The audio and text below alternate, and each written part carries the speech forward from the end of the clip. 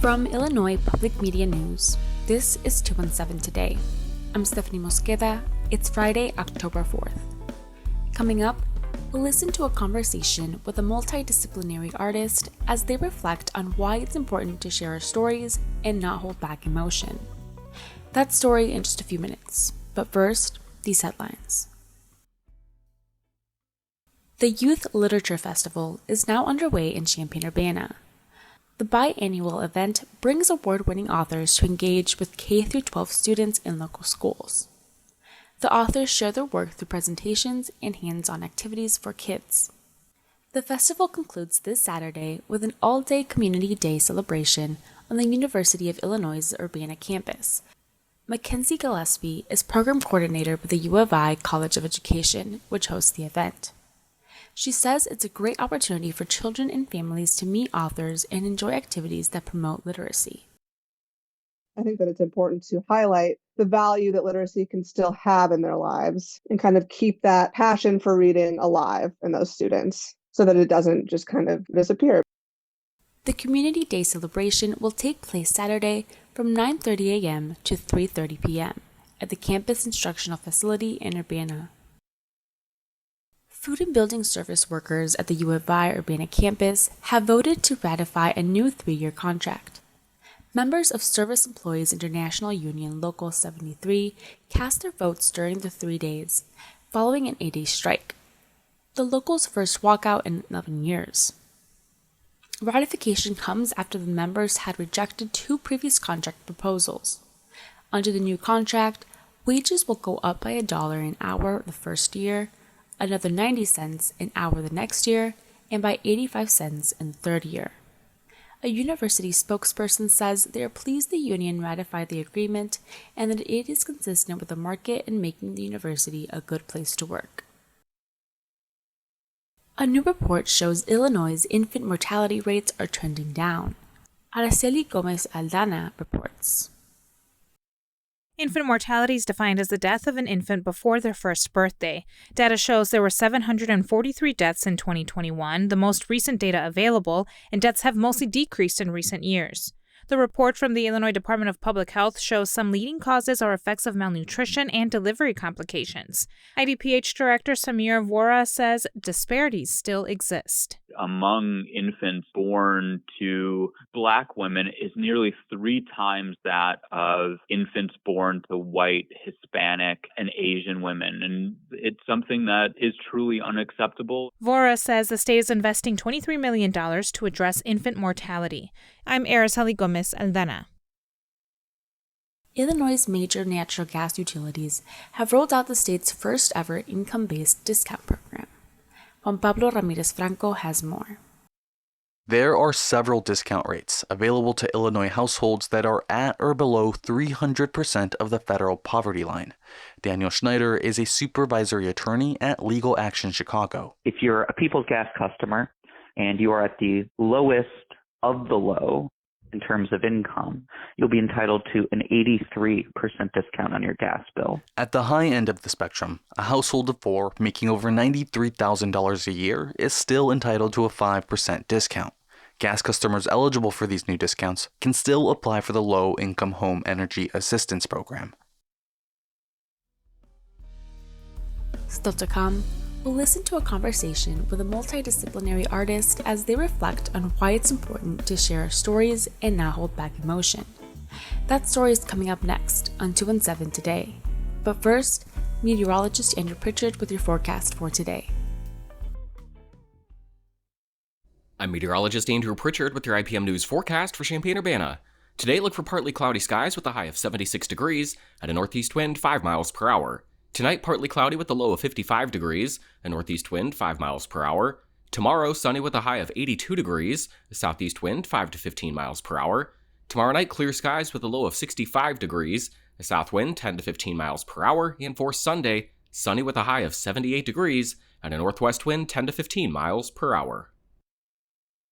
Next time on the 21st show, our Friday reporter roundtables, including budget cuts at ISU, a $10 million fine for John Deere, and the week in politics, plus the best places to experience fall foliage in the Prairie State.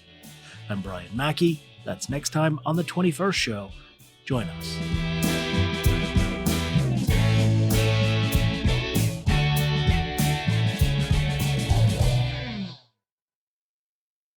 You're listening to 217 Today.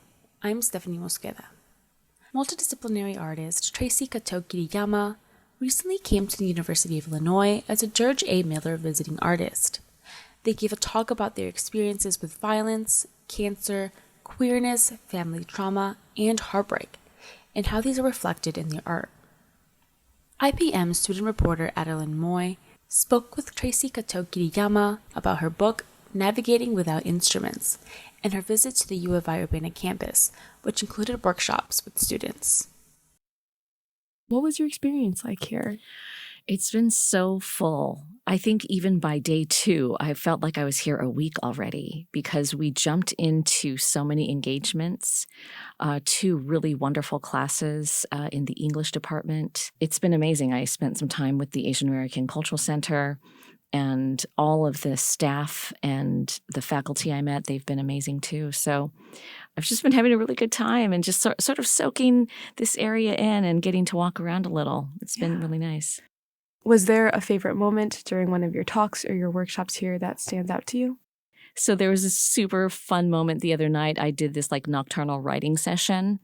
This father and son came in to the writing workshop. And the father was definitely enthusiastic and, they were saying that they're musicians and they're songwriters. And his son, he was sort of kind of sitting slouched back in his chair. And so I did this writing exercise, very, simple 2-minute, 3 words per line, sort of very light structure. I gave out a word and then had everyone write continuously nonstop for 2 minutes. And he wrote, and I asked people if they wanted to share after. I look over to him and he's like sitting up in his chair forward, like had this huge smile, and he was just like lit up. And he shared, and you could hear like a song. And he had this rhythm pattern, and he was so happy. He was like so filled with joy. And I was like, yes, like that's one of my favorite things is when someone walks into a room and they may be ambivalent or not even wanting to be in a writing space. And then all of a sudden they surprise themselves. After your time here and seeing the reactions of audience members, why is it important for you to share your stories with the public? I think something that I have seen, especially in 3 years touring with this book now, I am not at all afraid of emotion and confrontation. And I always cry. I always say I am a walking waterfall. And I always tell the audiences, the classrooms, the spaces, I always ask this question, when you cry in public or you see somebody cry in public, what's the first word that you hear being said? Sorry. Exactly. Sorry. And every time I ask that question in a room, everyone's like, it's like a chorus of sorry, because we all do that. It's crazy.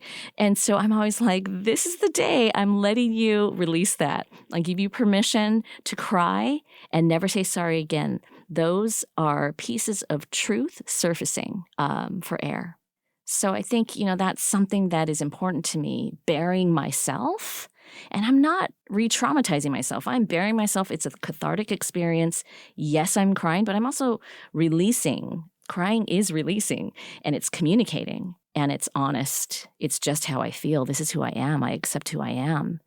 And I am a very emotional being. And so I think that that's something that's important to me, to go into spaces and just be like bearing of self and open. And so it gives permission for folks to connect with that in themselves. Would you mind sharing a piece from the book that you've written? Yeah, I'll share a really short one. Weeds. Let us grow peace like a weed that crawls up the sidewalks of every street.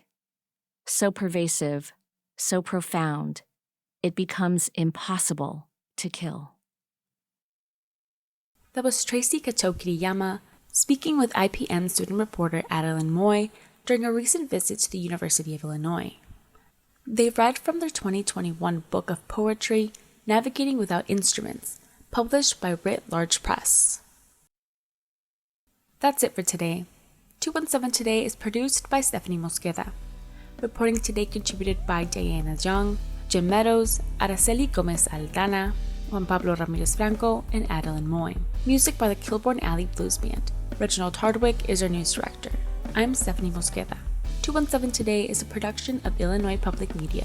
Thanks for listening, stay safe, and we'll talk to you again on Monday. Have a great weekend.